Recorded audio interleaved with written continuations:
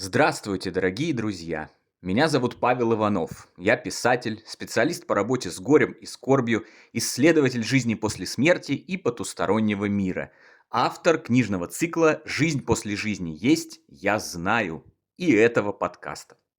В сегодняшнем выпуске мы с вами поговорим об удивительном и распространенном по всему миру феномене остановки часов в момент смерти человека. Узнаем, чем он объясняется, и разберемся в том, что за ним стоит. На протяжении многих сотен лет люди становятся свидетелями загадочного и необъяснимого события. Зачастую в момент смерти их родных и близких останавливаются часы. Это могут быть наручные часы самого усопшего, настенные часы, висящие в доме как ушедшего человека, так и его родных, автомобильные часы, будильники и любые другие виды часов. Ученые долгое время пытались объяснить этот феномен, но так и не смогли найти точной причины. Выдвигались версии, что это простое совпадение, что у часов кончается завод, когда их перестает подзаводить усопший, что они ломаются в результате падения и удара и прочие материалистические теории, не имеющие ничего общего с реальностью. Со временем стало ясно, что подзавод здесь совершенно ни при чем, ведь в момент смерти человека останавливаются или ломаются не только механические, но и электронные часы на батарейках. Ни при чем здесь и падение с ударом во время смерти, так как далеко не всегда останавливаются только наручные часы усопшего. В литературе, посвященной смерти и науке, которая ее изучает, тонатологии, можно найти множество свидетельств и историй, посвященных остановившимся часам. Известны случаи, когда останавливались сразу все часы в доме умершего, и так больше никогда и не пошли. В день ухода моего, самого родного и близкого человека в потусторонний мир, в моей квартире остановились электронные часы, которые он выбирал и покупал, чтобы подарить мне. Как потом выяснилось, они показывали точное время, когда остановилось его сердце. Батарейка в этих часах была свежая и могла легко проработать еще минимум пару лет. Феномен останавливающихся в момент смерти часов легко может проверить любой. Для этого достаточно просто начать расспрашивать своих родных, друзей и знакомых, не случалось ли у них чего-то подобного. Практически сразу же выяснится, что случаи остановки часов в момент смерти близких – очень распространенное явление, так как каждый второй или третий человек будет отвечать, что в его семье подобные случаи действительно происходили. Моя хорошая подруга Маша рассказала мне следующую историю с часами. Это было в 2013 году. Тогда моего дедушку положили в больницу. У него всегда были проблемы с сердцем. В принципе, ничего экстремально срочного. Плановая операция, которой должен был предшествовать двухнедельный подготовительный период нахождения его в больнице.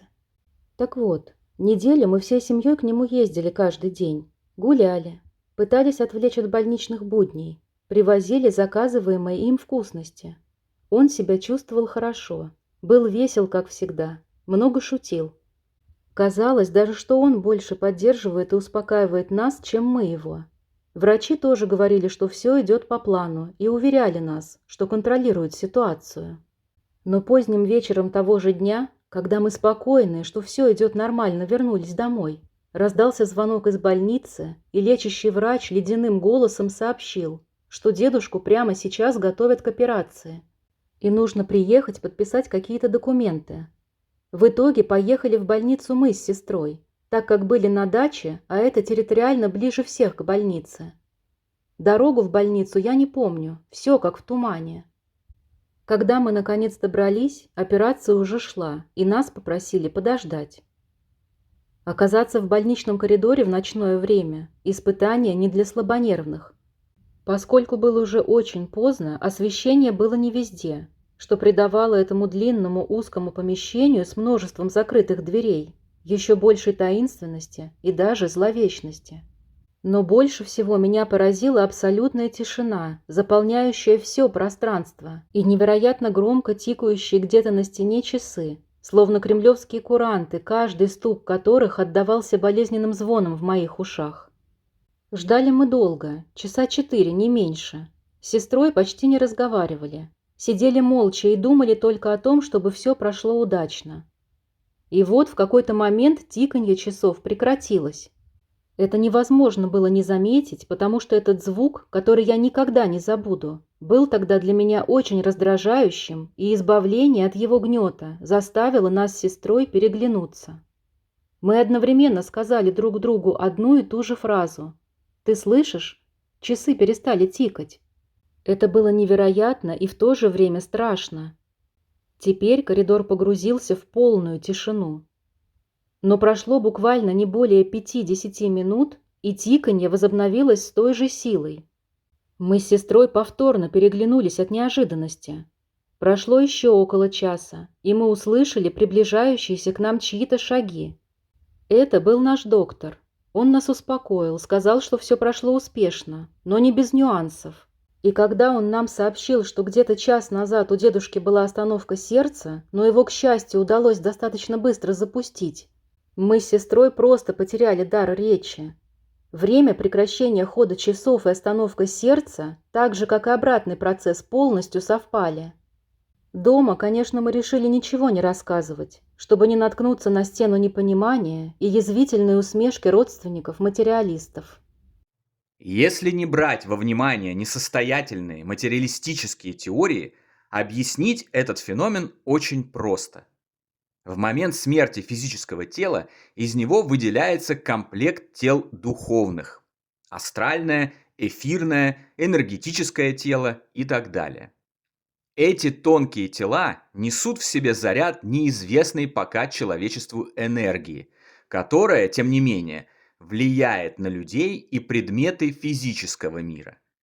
В момент перехода в тонкий мир, довольно важного, загадочного и, по-видимому, сложного в нашем понимании процесса, происходят выбросы этой энергии в пространство физического мира, что оказывает влияние на часы и приводит к их поломке. Профессор Константин Коротков, заместитель директора НИИ Санкт-Петербургского государственного университета и доктор технических наук, долгое время занимался измерением колебаний энергии умерших людей при помощи разработанных им же инновационных методов. Он обнаружил, что при умирании человеческое тело испускает энергию в пространство. Более того, колебания и всплески такой энергетической активности зависят от причины, от которой наступила смерть. Таким образом, профессор Коротков не только представил еще одно доказательство факта жизни после жизни, но и определил, что так называемая смерть – это не мгновенный, а постепенный процесс перехода энергоинформационной структуры человека, длящийся на протяжении от 16 до 55 часов. Это может объяснять и древние обычаи не хоронить и не кремировать усопших до истечения 3 дней. Наши предки знали гораздо больше о смерти и духовной жизни и понимали, что физическое тело нужно утилизировать только тогда, когда душа или духовная энергия покинула его полностью. Утратив физическое тело, человек открывает для себя множество ранее недоступных психических способностей. Телепатию, ясновидение и яснослышание, возможность передвигаться силой мысли и в том числе энергетически влиять на окружающую обстановку.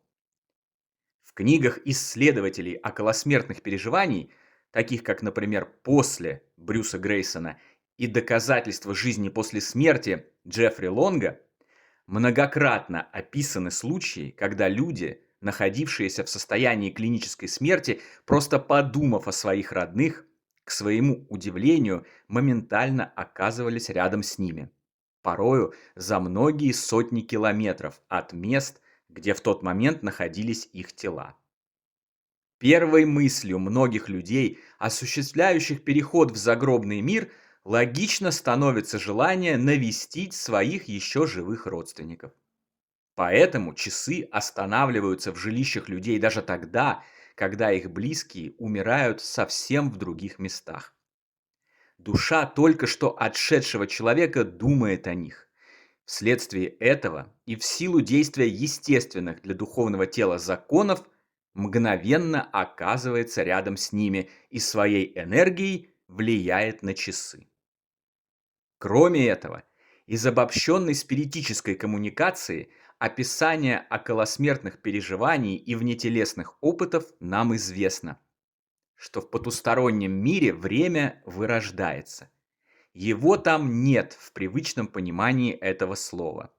Прошлое, настоящее и будущее как бы сливаются в одном моменте – сейчас.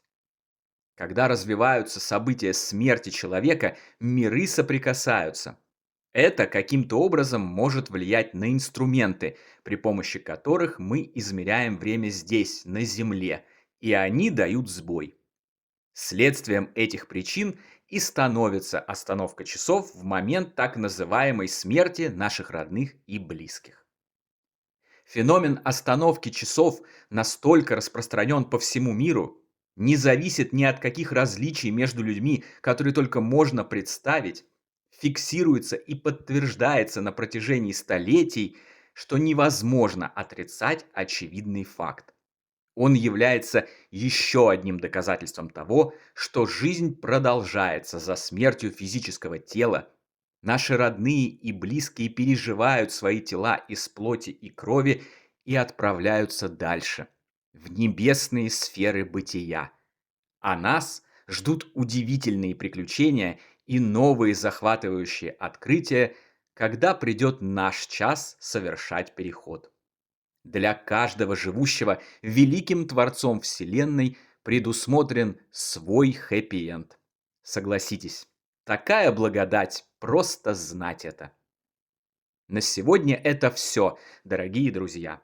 Подписывайтесь на наш канал, ставьте лайк, поддерживайте нас донатом, приходите в наши каналы в мессенджерах. Приобретайте наши книги цикла «Жизнь после жизни есть, я знаю» и «Онкология и душа». Все необходимые ссылки вы найдете в описании видео. Всего вам самого лучшего, волшебного и замечательного. До новой встречи. Всегда ваш Павел Иванов.